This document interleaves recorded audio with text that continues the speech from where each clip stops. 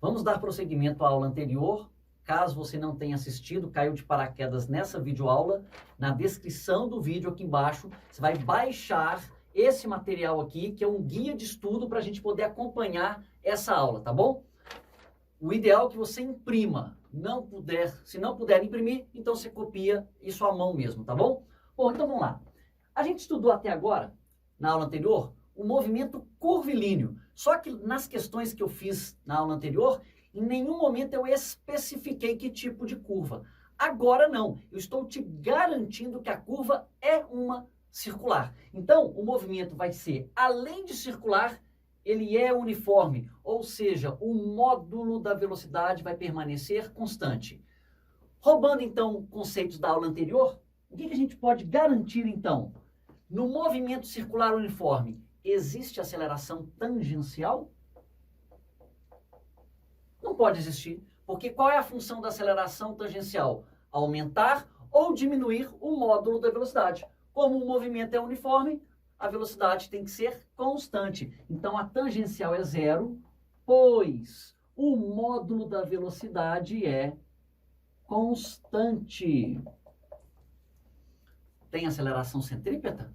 Tem. Por quê? Porque está fazendo curva, porque é uma trajetória circular. Então, a aceleração centrípeta é diferente de zero, pois a trajetória é curvilínea.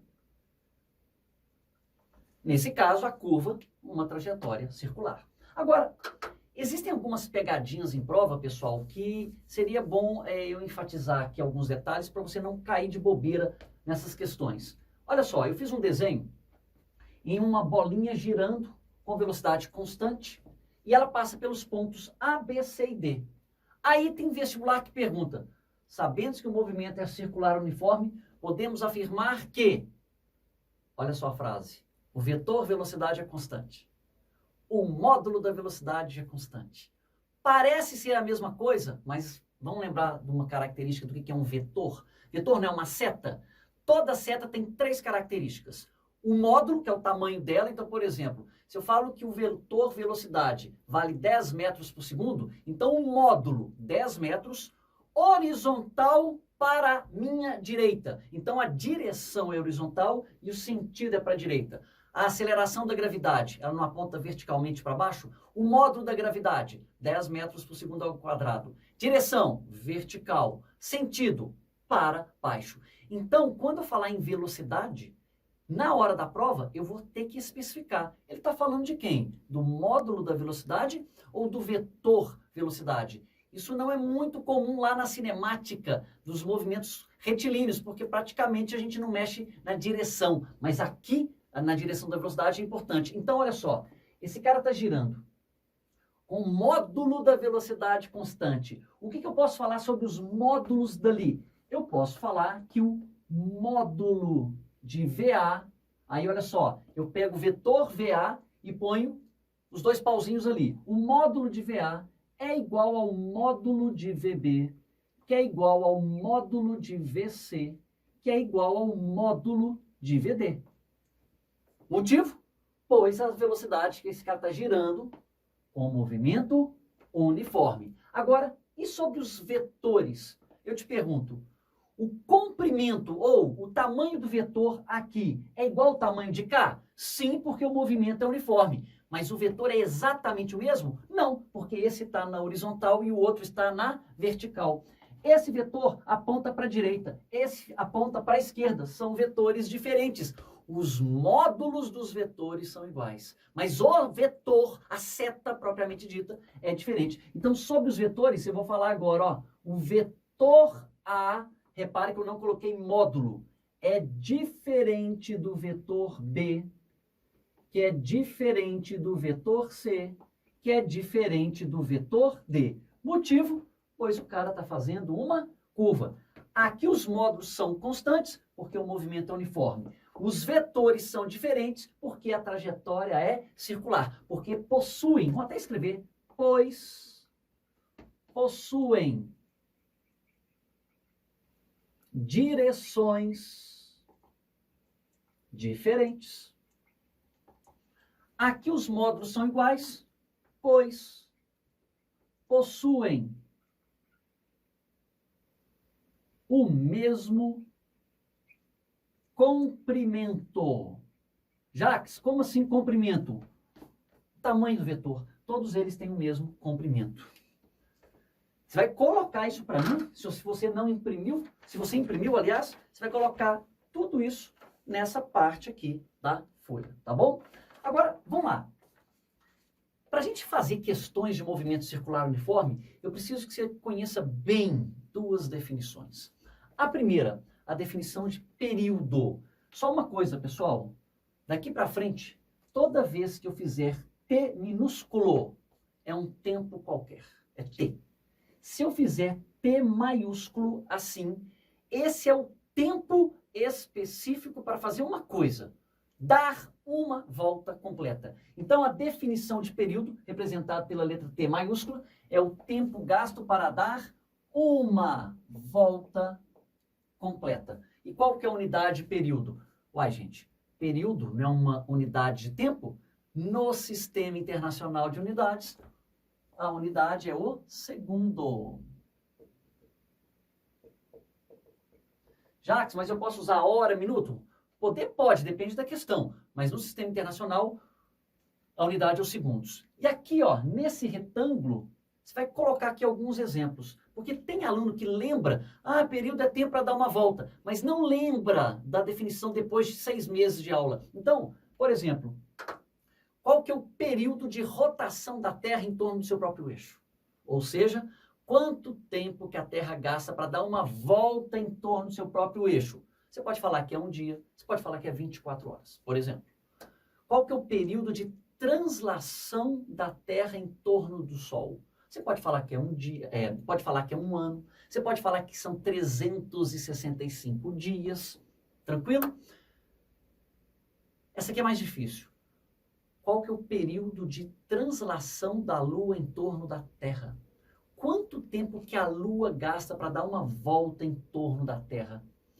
28 dias, o chamado mês lunar.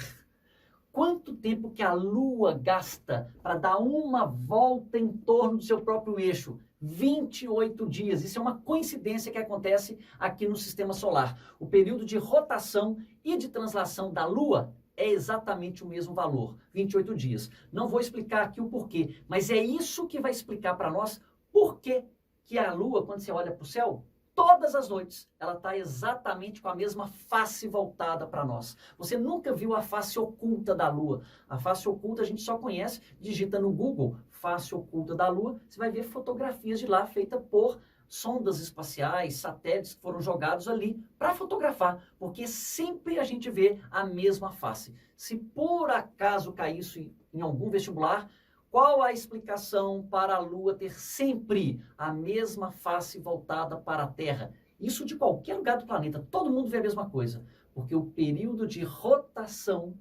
dela em torno do seu próprio eixo e de translação em torno da Terra vale o mesmo valor, no caso, 28 dias. Não vou fazer um desenho aqui para deixar bem explicadinho, mas fica aí a dica. Bom, responda rápido aí para mim. Me dá o período do ponteiro das horas de um relógio. Se você pensou 24 horas, você deu bobeira.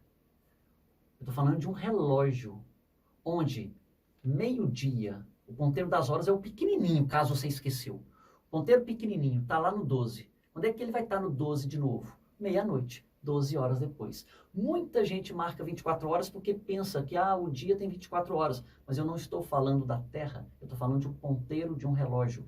Quanto vale o período do ponteiro dos minutos? O ponteiro maiorzinho, leva quanto tempo? Você pode falar que é 1 hora. Então, por exemplo, são 2 horas da tarde. O ponteiro grande está no 12 e o ponteiro pequenininho está no 2. O grande, que é o ponteiro dos minutos, vai estar no 12, que horas de novo? Não é às 3 horas? Então, 1 hora depois. Você pode falar 60 minutos depois. Você pode falar 3.600 segundos depois. Então, nesse retângulo que está aí no seu material, você vai completar para mim 2 exemplos, que são os mais perigosos em prova. O período do ponteiro das horas vale 12 horas e o período do ponteiro dos minutos vale 1 hora, ou 60 minutos. A unidade você coloca a que você quiser. Jacques, eu quero escrever outros valores aqui. Você pode colocar, então, esses que eu citei. Põe o período de translação da Lua em torno da Terra e de rotação em torno de si mesmo, igual a 28 dias. O da Terra em torno de si mesmo, 24 horas. E o período em torno do Sol, 1 ano. Ok. Beleza. Frequência representada pela letra F. Por exemplo, você já ouviu falar muito em tal do RPM. Por exemplo, uma britadeira vibra, sei lá, 10 RPM. Ela bate 10 vezes por minuto. Um disco que gira a 30 RPM. Ele dá 30 rotações por minuto. Uma onda que vibra com 30 Hz. Hertz significa rotações por segundo. Ou melhor, desculpa, Hertz significa por segundo. Qualquer coisa que se repete por segundo. Então, por exemplo, se o meu coração está batendo a 2 Hz, então ele está fazendo 2 batimentos por segundo. Então, o que é frequência? Como a gente está estudando movimento circular uniforme, aqui eu vou especificar um único tipo de movimento periódico, algo que se repete, que é a volta completa. Então, frequência é o número de voltas dadas em um certo tempo. E a unidade é o tal do Hertz, que o pessoal abrevia por Hz. Só que eu quero que você guarde um negocinho aqui. Por exemplo, se eu te der que a frequência de um objeto é de 120 RPM. Você concorda que isso aqui é a mesma coisa que 120 rotações por 1 minuto? Só que 1 minuto não tem 60 segundos, então são 120 rotações por 60 segundos. 120 por 60 não é 2? Então dá 2 o quê? RPS, ou 2 rotações por segundo. E é isso que a gente vai chamar de Hertz. 2Hz, ok?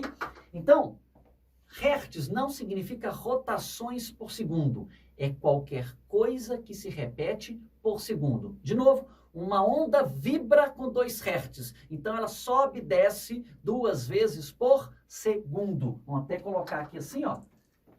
Hertz equivale a por segundo.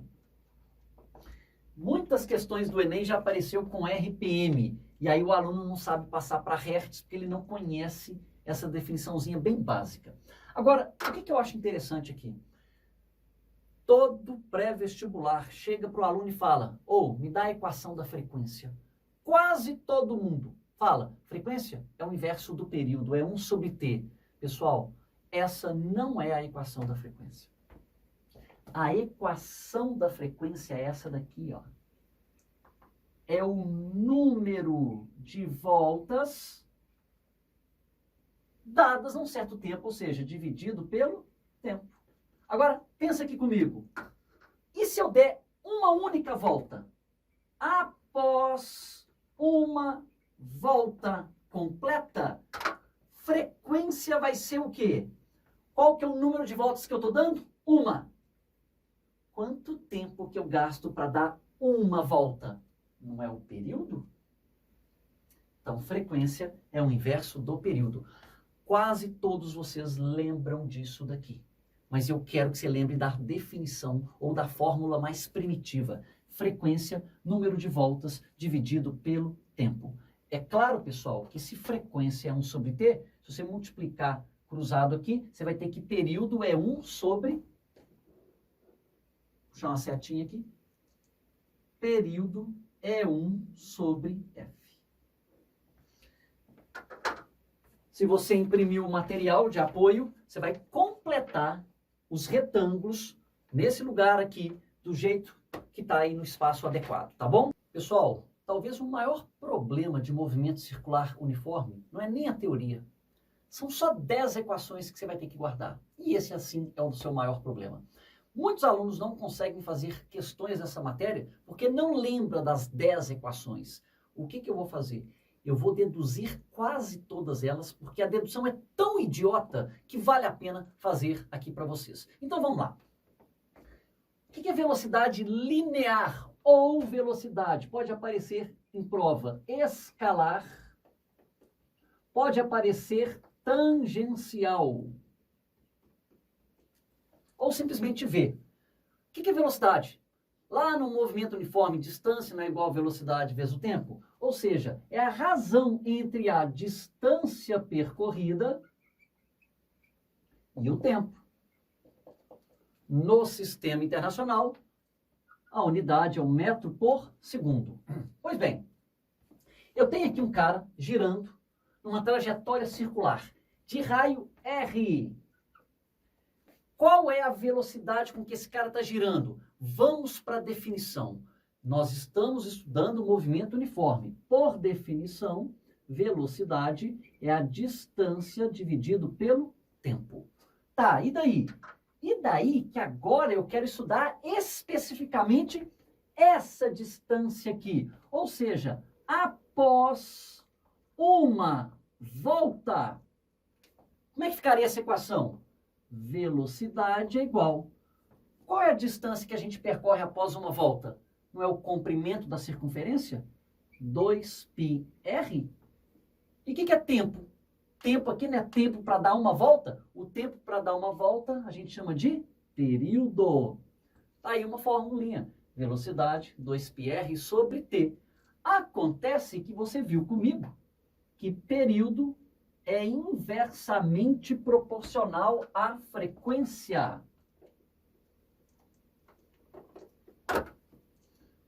Período é 1 sobre f. Se você substituir, então, esse t por 1 sobre f, a velocidade vai ser 2πr, 1 sobre f multiplica invertido, 2πrf. Então, aqui, ó, duas equações que você deve guardar. Velocidade 2πr sobre t ou 2πrf. No seu material aí que você imprimiu, você completa isso nesses retângulos ali. Onde tem as setas, você escreve exatamente do jeito que está aqui. Se você não imprimiu, copia do jeito que está aqui, tá bom? Velocidade angular. Agora tem que ter muito cuidado. Eu não posso falar numa prova, calcule a velocidade. Eu tenho que especificar qual velocidade, porque tem duas. A chamada linear e a angular. A velocidade angular, ela é representada pela letra grega ômega. Parece um W. Jacques, o ômega não é assim, não? Esse é o ômega maiúsculo, que é a unidade de resistência elétrica, o ohm. O ômega minúsculo é um Wzinho, tá bom? Lembra um W, na verdade. Então tá. O que é a velocidade angular? Olha só, o nome ajuda. Enquanto que velocidade comum do seu dia a dia, você entende como sendo a distância percorrida num certo tempo, agora, velocidade angular, eu estou falando de um ângulo. Quando eu falo em ângulo, eu estou girando, eu estou fazendo uma rotação. Vai ser a razão entre o ângulo descrito e o tempo. A unidade que é meio feia, né? A unidade é o tal do radiano por segundo. Então vamos lá. Você vai completar o desenho que está aí no seu material de apoio. Tem aqui um objeto girando. Ele tem aqui uma velocidade linear, que é tangente à trajetória. E agora, tem aqui um raio. Um raio R. E um ângulo aqui, ó, que ele descreveu o ângulo θ. O que eu vou definir como velocidade angular? Gente, velocidade linear não é a distância dividida pelo tempo? Pois é, aqui é a mesma coisa. Só que em vez de distância, eu vou dividir o ângulo θ dividido pelo tempo. Então, vamos lá. Considerando agora uma volta completa. Então, após uma volta, como é que ficaria essa equação? Velocidade angular é igual. Qual é o ângulo que esse cara descreve depois de uma volta? Não é 360 graus? Beleza. Porém, na física não se usa o grau como unidade. A gente usa o tal do radiano. Bota num cantinho aí do caderno se você esqueceu. 360 graus equivale a 2π radianos. 180 graus vale π radianos. 90 graus, π sobre 2, e assim por diante. Então, aqui, velocidade angular. Após uma volta, o ângulo descrito, 360 graus, que eu vou escrever na forma de radiano. 2π. Dividido pelo tempo. Qual tempo? Tempo para dar uma volta. O tempo para dar uma volta a gente chama de período. Então, tá aqui, ó, velocidade angular, 2π sobre t. Beleza, vamos substituir o período pelo inverso da frequência. Período é 1 sobre f. Joga aqui, o que nós teremos? Que a velocidade angular é 2πf. Tranquilo? Gente, é muita equação que você vai ter que guardar, tá? São só 10. E aí, mais duas para vocês, mais uma, aliás. Olha só isso aqui. Dá uma olhada nessa equação e nessa equação. Consegue ver algo em comum nelas? Olha só. Velocidade linear não é 2πr sobre t? Mas eu acabei de mostrar para você que a velocidade angular é 2π sobre t. Dá para enxergar que o 2π sobre t está nas duas equações? Uai, se velocidade angular é 2π sobre t, eu posso pegar esse ômega e jogar aqui, ó. E aí o que nós teremos? Que velocidade linear é a velocidade angular vezes o raio, ou V igual a ômega r. Faltou um último conceito, que é o da aceleração centrípeta. Aliás, o conceito a gente já viu. A aceleração centrípeta é aquela que faz, entre aspas, o cara girar, ou seja, provocar a mudança na direção da velocidade. Como é uma aceleração, a unidade é o metro por segundo ao quadrado. Eu disse para você que são 10 equações do movimento circular uniforme. Agora, a única que eu não vou deduzir é essa daqui, porque realmente não vale a pena. Então, veja bem, o que é aceleração centrípeta? Então, tem aqui um objeto girando. Aí eu bati uma foto dele no ponto mais alto. Para onde está o vetor aceleração centrípeta? Perpendicular à velocidade. E como o trajeto é circular, a aceleração centrípeta aponta para o centro da circunferência. Então, tá aqui, ó. E qual é a equação da aceleração centrípeta? A aceleração centrípeta é a velocidade linear ao quadrado dividido pelo raio. Essa é a única que eu não vou deduzir para vocês. Mas você sabe que V é igual a ômega R. Pega isso e joga aqui. O que eu vou ter? Que a aceleração centrípeta vai ser V ao quadrado. Então fica ômega ao quadrado vezes o raio ao quadrado. Como tem um raio no denominador, vai cortar, vai ficar ômega 2 vezes R. Pessoal, a maioria de vocês guarda essa equação. Mas tem muita questão de física que só se resolve com essa equação aqui. Então, temos duas equações de aceleração centrípeta. V2 sobre R e ômega 2 vezes R. Ah, legal, vou decorar. Não. Se você só decorar sem ter um certo domínio em matemática, você vai errar várias coisas. Me responda uma coisinha.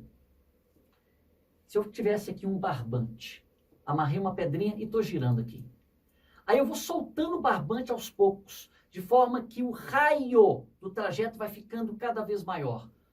Me responda o seguinte, à medida que o raio for aumentando, o que acontece com a aceleração centrípeta do objeto? Aumenta ou diminui?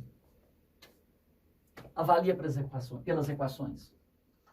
Olha como que é importante agora ter domínio em conceitos matemáticos. Quanto maior é o raio, maior ou menor a aceleração centrípeta? O aluno que não domina muitos conceitos matemáticos vai fazer o seguinte, olha, aqui a aceleração e raio são inversamente proporcionais, porque esse cara está no denominador. Ou seja, se o raio aumentar, a aceleração centrípeta vai diminuir. É o que você responderia, então. O problema é que se você usar a outra equação, você vai ter exatamente a resposta oposta, porque o raio agora está no numerador. Quanto maior é o raio, maior é a aceleração centrípeta. Você tem aqui um paradoxo. Uai, peraí, quanto maior é o raio, menor é a aceleração ou maior fica a aceleração centrípeta? Como é que se resolve isso? Fazendo a frase correta. A frase correta é assim, ó. Quanto maior é o raio, menor é a aceleração centrípeta se a velocidade linear permanecer a mesma. Ou seja, ela tem que ser igual o tempo inteiro. Aqui, quanto maior o raio, maior a aceleração centrípeta se a velocidade angular for a mesma. Então, do jeito que eu perguntei para vocês, não tinha nem como você responder, porque eu não disse, à medida que eu estava dando corda, se eu estava mantendo constante a velocidade linear ou se eu estava mantendo a velocidade angular. É fundamental ter esse domínio aqui. Só para você ter uma noção de como que isso aqui é importante, a gente vai ver isso lá em eletrodinâmica, mas você lembra que quando você mexe na resistência elétrica de um chuveiro, a água pode ficar mais quente ou mais fria? Tem uma equação de potência do chuveiro. Potência do chuveiro é a voltagem ao quadrado dividido pela resistência, mas tem uma outra equação que fala que a potência é dado pela resistência elétrica vezes a corrente elétrica ao quadrado. Então vamos lá, você tem um chuveiro. Todo chuveiro tem uma certa voltagem e uma certa corrente elétrica. Se você aumentar a resistência do chuveiro, o que vai acontecer com a potência desse chuveiro? Ou seja, a água vai ficar mais quente ou mais fria? Olha o que é decorar fórmula, mas não saber usar a matemática dela. Eu te garanti que eu estou aumentando a resistência. Se eu aumentar a resistência do chuveiro, a potência do chuveiro vai diminuir. Ou seja, a água vai esquentar menos. Mas essa equação está me falando o contrário. O R está no numerador agora. Quanto maior a resistência, maior é a potência. Logo, a água esquentaria mais. E aí, como é que eu resolvo? Fazendo a análise certa. Quanto maior é a resistência, menor é a potência se a voltagem do chuveiro não mudar. Quanto maior a resistência, maior a potência do chuveiro se a corrente elétrica do chuveiro não mudar. Agora eu te pergunto, quando você mexe naquele botãozinho para mexer no valor da resistência, quem você não muda? A voltagem ou o valor da corrente elétrica? Se o seu chuveiro for de 220 volts, ele vai ser sempre 220 volts. Pode mexer à vontade naquele botãozinho. A voltagem nunca muda. Então eu vou usar essa não. Você vai ficar com essa. Ou seja, quando você aumenta a resistência do chuveiro, a potência diminui. Entendeu como é que se aplica o uso dessas equações? Vamos fazer duas questões que estão aí no nosso material de apoio. O relógio da Estação Ferroviária Central do Brasil, no Rio de Janeiro, tem ponteiros de minutos e de horas, que medem respectivamente 7,5 e 5 metros de comprimento. Qual a razão entre as velocidades lineares dos pontos extremos dos ponteiros de minutos e de horas? Ou seja, ele quer isso aqui de nós, ó. Ele quer a razão das velocidades do ponteiro dos minutos dividido pela das horas. Ele quer esse sujeito aqui. Bom, então vamos lá. Ele falou que a gente está estudando as extremidades do ponteiro. O ponteiro mais longo é o ponteiro dos minutos. O mais curto é o das horas. Só que velocidade, qual que é a fórmula da velocidade? Velocidade linear não é 2πr sobre t?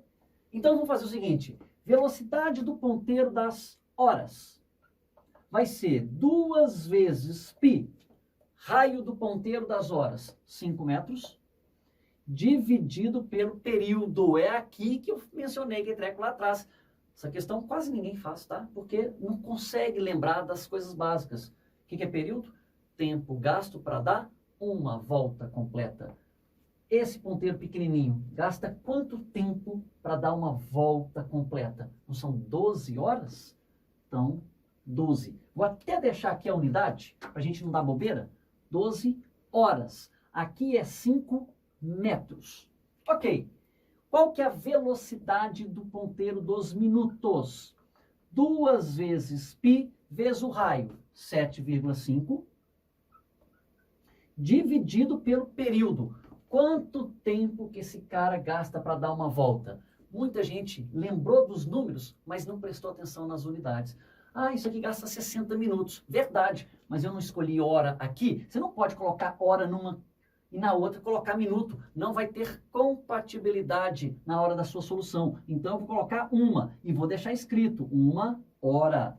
Então tá bom. Como que vai ficar isso aqui? Eu quero a razão das velocidades. Velocidade do ponteiro dos minutos dividido pelo das horas vai ser velocidade do ponteiro dos minutos, 2π. 2 vezes 7,5 é 15, né? Então, 15π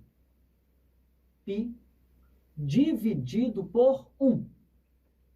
Dividido por velocidade do ponteiro das horas. 2 vezes 5, 10.